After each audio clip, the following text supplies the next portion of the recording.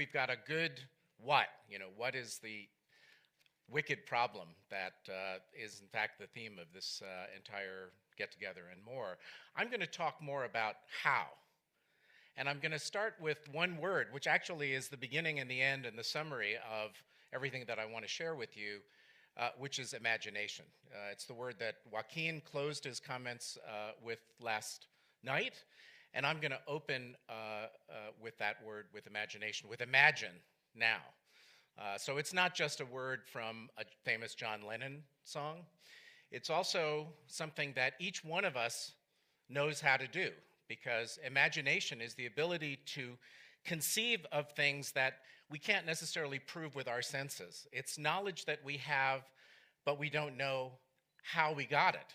In a word, it's our intuitive capabilities, which are wired into who we are as human beings. So when Jennifer talks about generating ideas, ideas begin with a spark that can't necessarily be proven with rational analytical means. It's like being at a dance or at a club where you see somebody interesting across the room. And the first thing you probably do, well, actually, the first thing you probably don't do is take out your calipers or your rulers or your standard metrics table and say, this person kind of fits with the available analytical evidence about what a person of, an interesting complexion should look like. You go over there and you talk to them and you take a risk and you find out, in fact, whether there was something interesting or not. So imagination is about courage. It's about risk-taking, and it's about envisioning possibility. Let's imagine that this environmental crisis that we are now embroiled in is in fact resolved by a portfolio of ideas, principally from younger, smarter people who are inheriting a world that is a bit of a mess, but who are able to come up with constructive ways of addressing these challenges. And not just whiz-bang technology, but behavioral economics, social science, psychology, ways of changing behavior. Let's imagine that. Let's sit back for a second and imagine a world in which climate change is not the kind of existential threat that every day it appears to be more and more. Or let's imagine a world in which Donald Trump is president of the United States. Well, maybe we shouldn't go there. But again, this is the value of creating these kind of mental thought experiments, activating your imagination, all right? So we have these wicked problems. Wicked problems are defined in the literature as problems that are so big and complicated that they're hard to address by conventional rational means. If your car catches on fire, you have a problem. You go test drive some cars, you do some market research, and then you pick a car. It's a very rational, linear process. But addressing the environment, issues of violence, poverty, social justice, these are wicked problems, and wicked problems require innovation for their resolution. I've been following the thread of how innovation is practiced for some 30 years. I was a professor at Harvard Business School for 14 years. I was a producer of films in Hollywood. I did theater production on Broadway. I started companies in Silicon Valley. I've advised governments, I've advised private companies, entrepreneurs on how to make these things happen. So the journey has been very much about imagining actually that innovation isn't just a bumper sticker or an exhortation, what I like to call the hand waving. So many leaders, when they talk about innovation in their organizations, they say, well, be more innovative, take more risks. We appreciate great ideas. Well, fine, but is that the be-all and end-all of how to actually do innovation? I said at the top that I was going to talk about how. And the how of innovation, the practice of innovation, I think what you're here to share experiences about in terms of the how to address these wicked problems isn't just a mood or encouragement. It actually comes from practice, from doing it over and over again, and from understanding deeply what the component skills and capabilities of innovation are. Innovation's this big kind of grown-up word, which, I guarantee you, if you got 10 innovation experts in a room, you'd get about 7 different answers as to what innovation is, right? So a lot of what I've been doing over the last few years is taking this subject of innovation and trying to deconstruct it into its component parts so that it would be learnable, it would be teachable, and it would be practical, right? So if you think about it, the dictionary defines innovation as creativity applied to some purpose to realize value. Creativity applied to some purpose to realize value, or imagination applied to some purpose to realize value.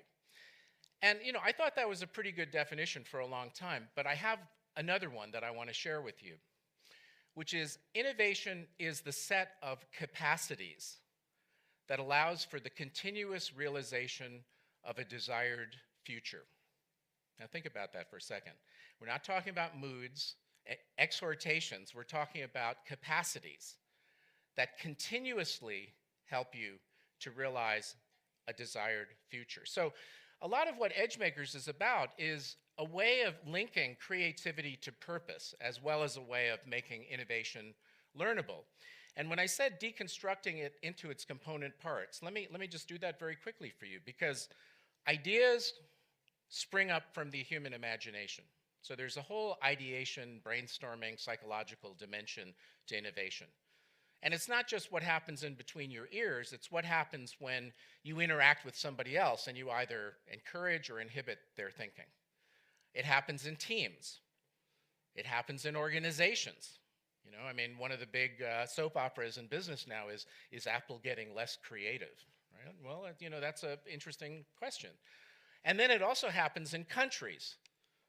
It happens in societies, which either have the capital and the freedom and the resources to make innovation happen or don't, to support new ideas.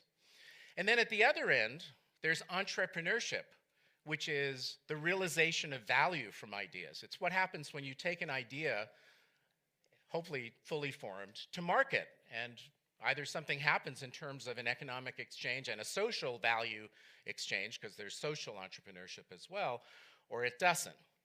And in the middle, there are a whole bunch of intermediate disciplines, what I would call the enablers or the amplifiers of the idea, ways that you develop the idea. So you've probably heard a lot about design thinking, right? Designers, descended from industrial designers, know a lot about how to put a form on ideas. What's the first thing that a designer does? They make a prototype. You got an idea, I'm going to make a model, and then we're going to look at the model and figure out whether we are aligned, whether we have something to talk about or not. There is storytelling, narrative development, okay? If I have a great idea, let's say I have the best idea since sliced bread about how to change people's behavior to make them more sustainable. Doesn't mean anything unless I can share that idea in a way that motivates somebody else, or preferably a lot of other people, maybe I'm using social media or whatever, to buy into my idea so their behavior changes as well. So storytelling, as we're beginning to see it as an academic discipline, isn't just some cool, nice, bohemian thing to do. It actually is about the fundamentals of making change. Having started companies in Silicon Valley a number of times, you got to go and persuade investors to buy into your idea, people to change their lives and work for you, so you have to have a story. And they often say you got to start with an elevator story, right? Well, the buildings in Silicon Valley are very low. Most of them have like 2 stories, maybe 3, so you better talk really fast. You better have a really good story that, is sticky and viral and all of those good kind of things. What other enabling factors are there, right? Well, there's digital literacy and fluency, right? These days, and this organization is a great example of leveraging digital technology and social media to create impact.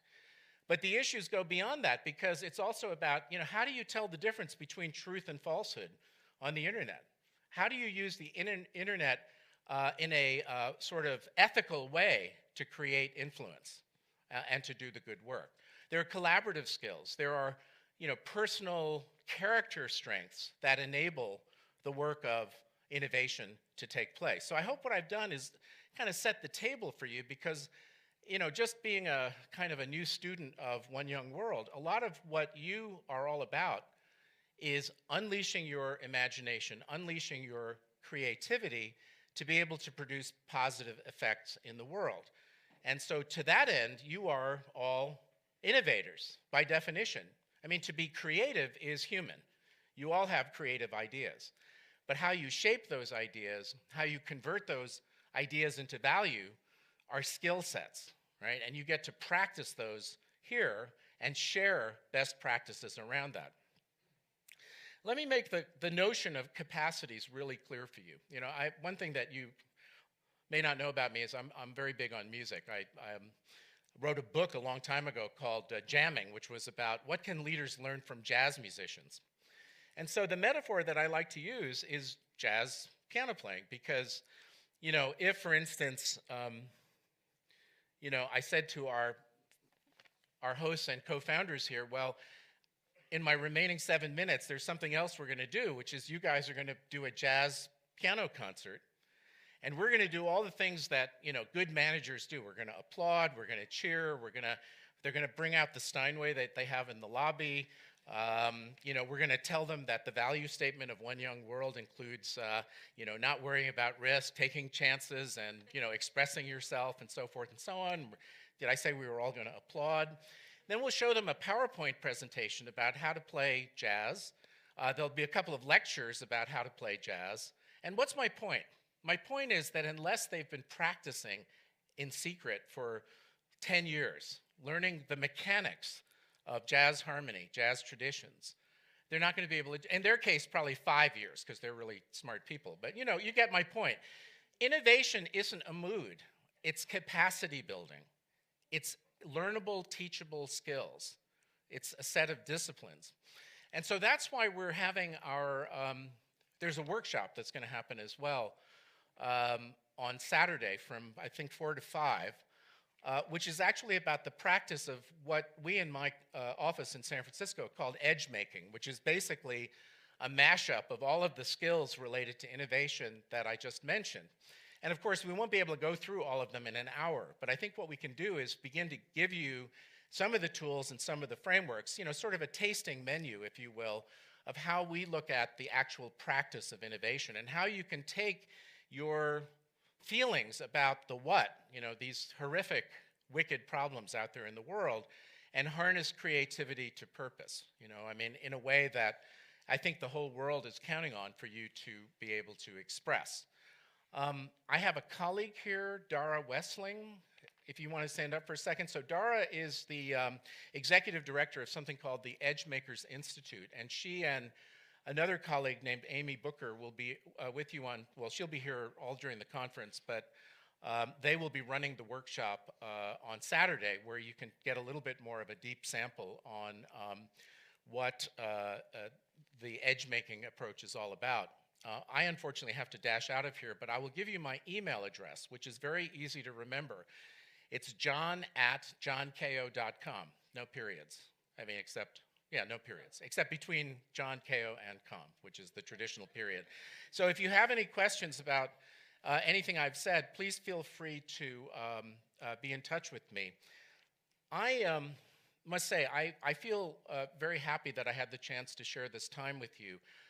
I have an almost missionary zeal to be with people like yourselves who I hope now feel like you're in the hot seat to express your innovation in some dramatic and useful ways, that innovation becomes the how of what you're trying to do. And there's no hard and fast kind of lifestyle pathways to this. You know, I mean, I learned as much from jazz or from making movies as I did from being an academic expert on innovation.